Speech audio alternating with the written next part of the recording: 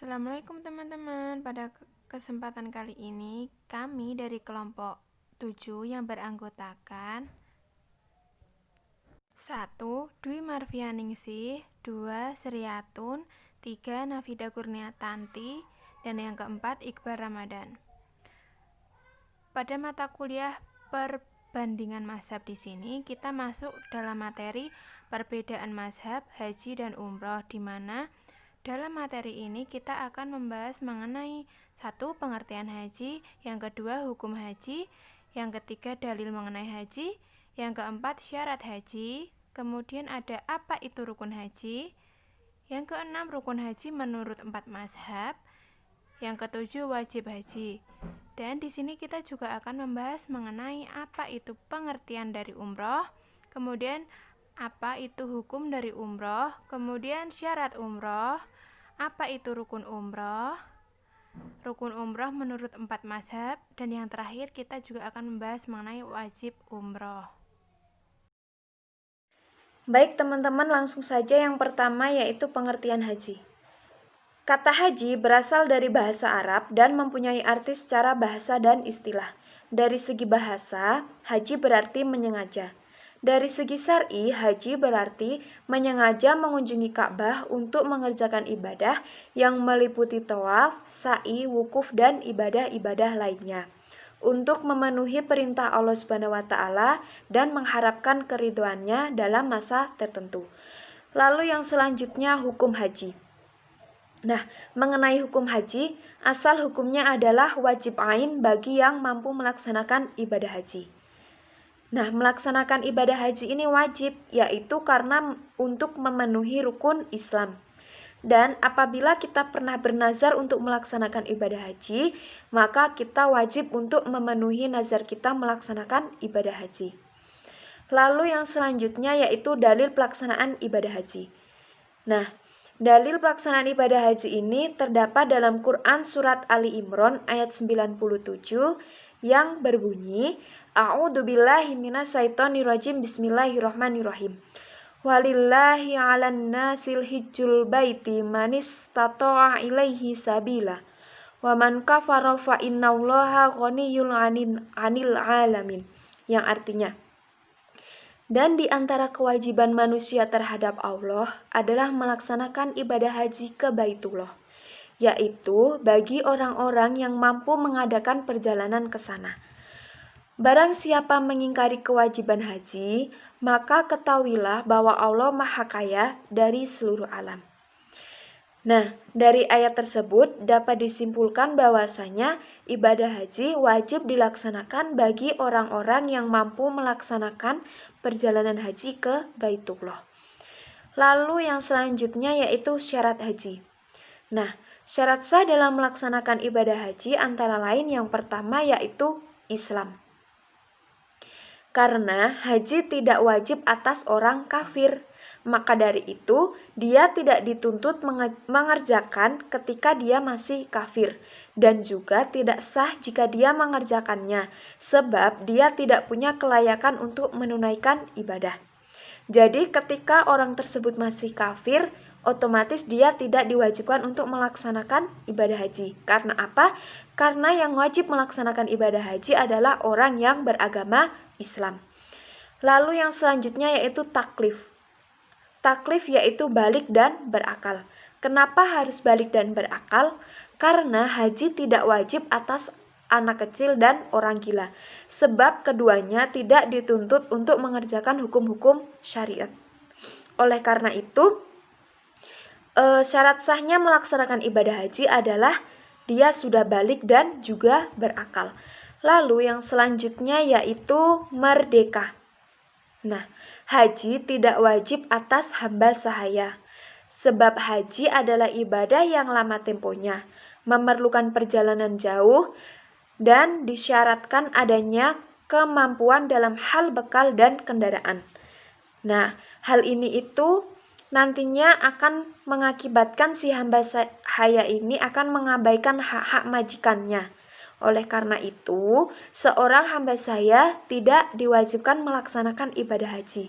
Yang boleh atau wajib melaksanakan ibadah haji adalah orang yang sudah merdeka. Lalu yang selanjutnya yaitu kesanggupan.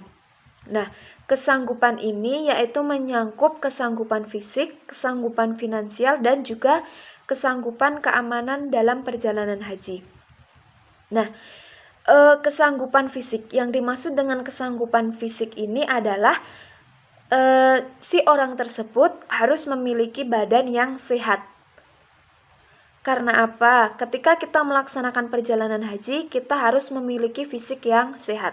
Ketika orang yang sedang sakit atau memiliki sebuah penyakit atau mohon maaf dia cacat, dia tidak diwajibkan untuk melaksanakan ibadah haji. Lalu yang selanjutnya yaitu kesanggupan finansial.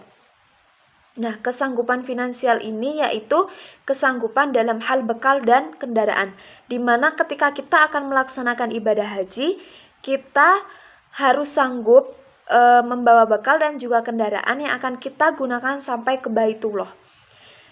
Jadi, orang yang sanggup dalam hal bekal dan kendaraan, maka dia wajib melaksanakan ibadah haji. Lalu, yang selanjutnya yaitu kesanggupan dalam keamanan di perjalanan. Nah, kesanggupan dalam hal keamanan perjalanan ini yaitu sarana yang akan kita gunakan untuk mencapai ke tanah suci atau mencapai ke Baitullah itu.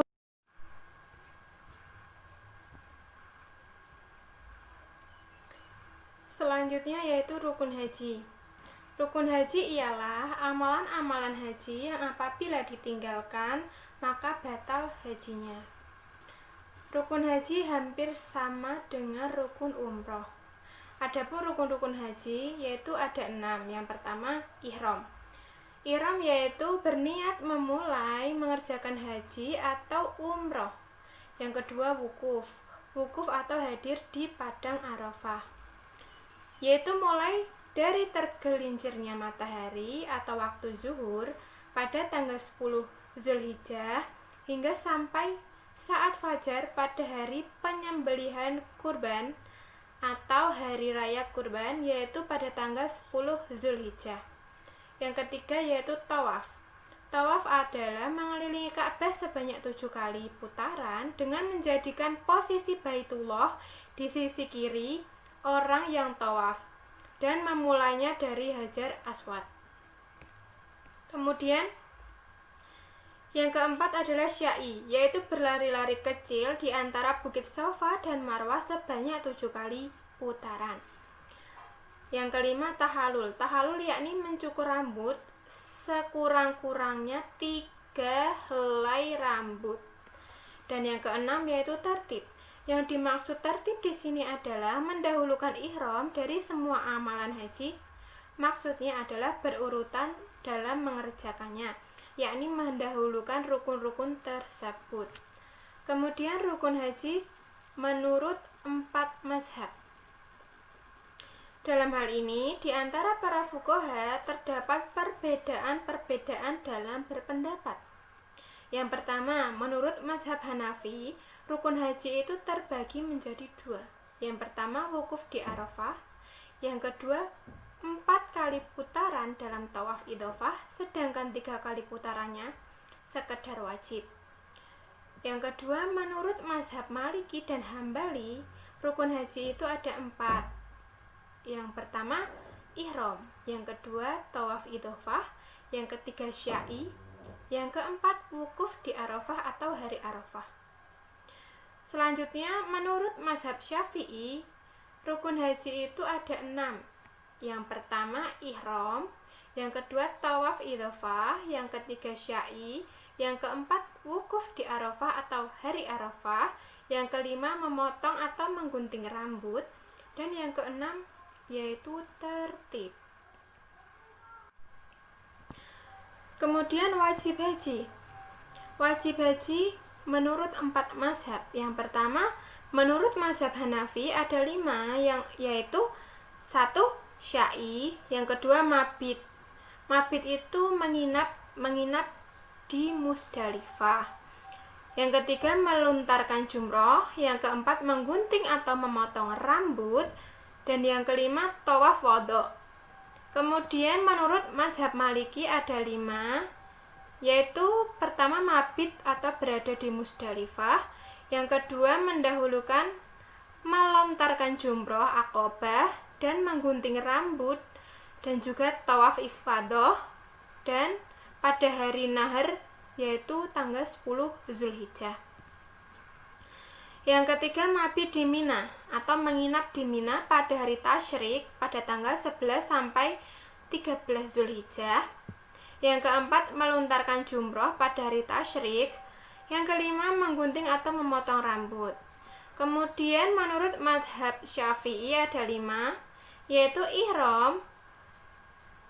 Yang kedua mabit di Musdalifah. Yang ketiga melontarkan jumroh akobah pada tanggal 10 Zulhijjah. Yang keempat mabit di Mina dan melontarkan jumroh pada hari tasyrik. Yang kelima menjauhi larangan-larangan ihram. Kemudian menurut mazhab Hanafi ada 7. Yang pertama ihram di miqat, yang kedua wukuf di Arafah sampai mencapai malam hari, yang ketiga mabit di Musdalifah, yang keempat mabit di Mina, yang kelima melontarkan jumroh, yang keenam memotong menggunting rambut, dan yang terakhir yaitu tawaf wado. Oke teman-teman, di sini saya akan menjelaskan tentang pengertian umroh, hukum dan syaratnya. Yang pertama ada pengertian umroh. Umroh adalah mengunjungi Ka'bah atau Baitullah untuk melaksanakan serangkaian kegiatan ibadah seperti ada tawaf, sa'i, dan tahalul dengan syarat dan ketentuan yang telah ditetapkan dalam Al-Quran dan As-Sunnah seperti itu. Untuk hukum melaksanakan umroh di sini ada beberapa pendapat juga ya. Yang pertama, hukum melaksanakan umroh sendiri adalah sunnah bagi setiap muslim yang mampu melaksanakannya, baik mampu secara mental ataupun materi seperti itu. Umroh sendiri dapat dilakukan kapan saja kecuali pada hari Arafah yaitu tanggal 10 Zulhijjah dan hari tasyrik yaitu pada tanggal 11, 12 dan 13 Zulhijjah seperti itu. Untuk sebagian ulama berpendapat bahwa hukum melaksanakan umroh adalah wajib atau fardu bagi orang yang belum melaksanakan, sementara ketika dia mampu untuk melaksanakannya. Namun demikian ada pula sebagian ulama yang mengatakan bahwa ibadah umroh itu hukumnya sunnah muakkad atau sunnah yang dikuatkan seperti itu. Sebagaimana hadis yang diriwayatkan oleh Imam Muslim mengatakan bahwa melaksanakan ibadah umroh pada bulan Ramadan nilainya sama dengan melaksanakan ibadah haji seperti itu. Untuk selanjutnya ada syarat dan rukun dari ibadah umroh sendiri. Yang pertama syarat umroh ada beragama Islam tentunya. Yang kedua adalah balik atau sudah cukup umurnya. Yang ketiga adalah berakal sehat yaitu tidak gila. Yang keempat adalah merdeka apabila itu budak ya. Ketika itu yang umroh budak maka harus merdeka terlebih dahulu. Yang kelima yaitu mampu, seperti halnya yang tadi telah saya sampaikan bahwasanya mampu secara mental maupun non mental seperti itu. Materi yang selanjutnya yaitu rukun umroh. Rukun umroh adalah amalan yang harus atau wajib dikerjakan dan apabila ditinggalkan maka umrohnya tidak sah dan tidak bisa diganti atau ditebus dengan cara membayar dam, puasa, fidyah atau diwakilkan. Rukun umrah sama dengan rukun haji, hanya saja jika haji melaksanakan wukuf di Arafah, sedangkan umrah tidak melaksanakan wukuf di Arafah. Mengenai rukun umrah terdapat perbedaan pendapat di kalangan fuqaha. Di antaranya adalah menurut mazhab Syafi'i ada 5, yaitu yang pertama ihram, yang kedua tawaf, yang ketiga sya'i antara Safa dan Marwah, yang keempat memotong atau menggunting rambut, yang kelima tertib. Menurut mazhab Maliki dan Hambali ada 3, yaitu yang pertama ihram, yang kedua tawaf, yang ketiga sya'i antara Safa dan Marwah. Menurut mazhab Hanafi yaitu 4 putaran tawaf, sedangkan yang 3 putaran lainnya hukumnya wajib. Yang selanjutnya yaitu wajib umroh. Para fuqaha berbeda pendapat mengenai wajib umroh. Yang pertama, menurut kalangan Syafi'iyah, wajib umroh ada 2, yaitu ihram dari mikot dan menghindari semua larangan-larangan ihram. Yang kedua, menurut kalangan Hanafiyah, yaitu sa'i di antara Safa dan Marwah dan memotong atau mencukur sebagian rambut. Pada dasarnya sama dengan wajib haji menurut tiap-tiap mazhab, kecuali wukuf, mikot, dan melempar jumroh, karena hal itu hanya dilakukan dalam haji. Kesimpulan, haji menurut bahasa adalah menyengaja sesuatu atau bermaksud. Sedangkan menurut istilah, syara adalah menyengaja mengunjungi Ka'bah atau Baitullah untuk mengerjakan beberapa amalan ibadah dengan syarat-syarat yang telah ditentukan. Sedangkan umrah ialah menziarahi Ka'bah, melakukan tawaf di sekelilingnya, bersayu antara Safa dan Marwah, dan mencukur atau menggunting rambut.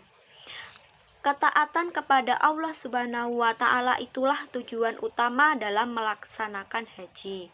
Di samping itu juga untuk menunjukkan kebesaran Allah Subhanahu wa Ta'ala. Untuk dapat melaksanakan ibadah haji dan umroh harus memenuhi syarat, rukun, dan wajib haji atau umroh. Baik teman-teman, terima kasih telah menyimak materi pada kesempatan kali ini. Sekian dan terima kasih. Wassalamualaikum warahmatullahi wabarakatuh.